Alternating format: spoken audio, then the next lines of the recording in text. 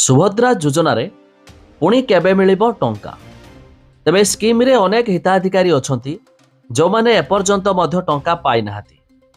ଆଉ ଏହା ବି ଜାଣିଥିବେ ଏ ସୁଭଦ୍ରାର ପ୍ରଥମ କିସ୍ତିର ପଞ୍ଚମ ପର୍ଯ୍ୟାୟ ଟଙ୍କା ମିଳିସାରିଛି। ଯେଉଁମାନେ ପ୍ରଥମ କିସ୍ତି ପାଇଥିଲେ ସେମାନଙ୍କୁ ବି ଦ୍ୱିତୀୟ କିସ୍ତିରେ ଟଙ୍କା ବି ମିଳିସାରିଛି। ଅର୍ଥାତ୍ ସେମାନେ ସୁଭଦ୍ରା ସ୍କିମ୍ରୁ 10,000 ଟଙ୍କା ପାଇସାରିଲେଣି।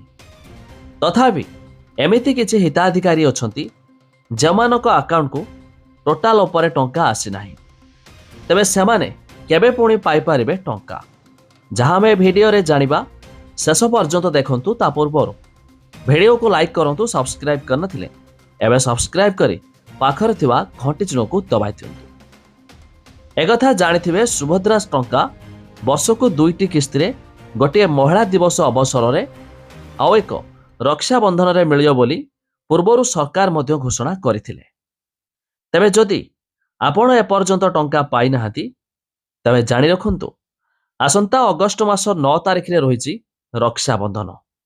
ତେବେ ଏହି ଅବସରରେ ପୁଣି ଯେଉଁମାନେ ପାଇଛନ୍ତି ଦ୍ୱିତୀୟ କିସ୍ତି ଅର୍ଥାତ୍ 10,000 ପାଇସାରିଛନ୍ତି, ସେମାନଙ୍କ ଖାତାକୁ ପୁଣି ତୃତୀୟ କିସ୍ତିର ଆଉ 5,000 ଆସିବାକୁ ଯାଉଛି। ଅର୍ଥାତ୍ ସେମାନେ 15,000 ପାଇଯିବେ 3ଟି କିସ୍ତିର ଅଗଷ୍ଟ 9 ତାରିଖରେ। ହେଲେ ଯେଉଁମାନେ ଏପର୍ଯ୍ୟନ୍ତ ଟୋଟାଲ ଉପରେ ଟଙ୍କା ପାଇନାହାନ୍ତି ସେମାନଙ୍କୁ କେବେ ମିଳିବ ଟଙ୍କା? ନିଶ୍ଚିତ ଆପଣ ଏହା ଭାବୁଥିବେ।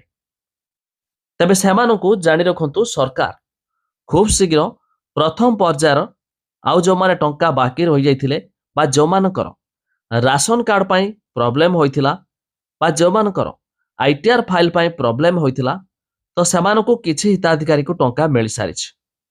ହେଲେ ଏହି ମଧ୍ୟରେ ଅନେକ ହିତାଧିକାରୀ ରହିଥିଲେ ଯେଉଁମାନେ ମଧ୍ୟ ଟଙ୍କା ପାଇନଥିଲେ। ତେବେ ସେମାନଙ୍କୁ ଖୁବ୍ ଶୀଘ୍ର ମଧ୍ୟ ଆଗାମୀ ପର୍ଯ୍ୟାୟରେ ଟଙ୍କା ଆସିବାକୁ ଯାଉଛି। ତେବେ ଯଦି ଆପଣ ବି ଚାହିଁଲେ ଏହାର ଲିଷ୍ଟ ବଗେରା ଦେଖିବା ପାଇଁ ଚାହୁଁଥିବେ, ତେବେ ଯାହାର ଲିଙ୍କ ଆମେ ଡେସ୍କ୍ରିପ୍ସନରେ ଦେଇଛୁ, ଆପଣମାନେ ଯାଇ ମଧ୍ୟ ଏହାର ସମସ୍ତ ଲିଷ୍ଟ ବି ଦେଖିପାରିବେ।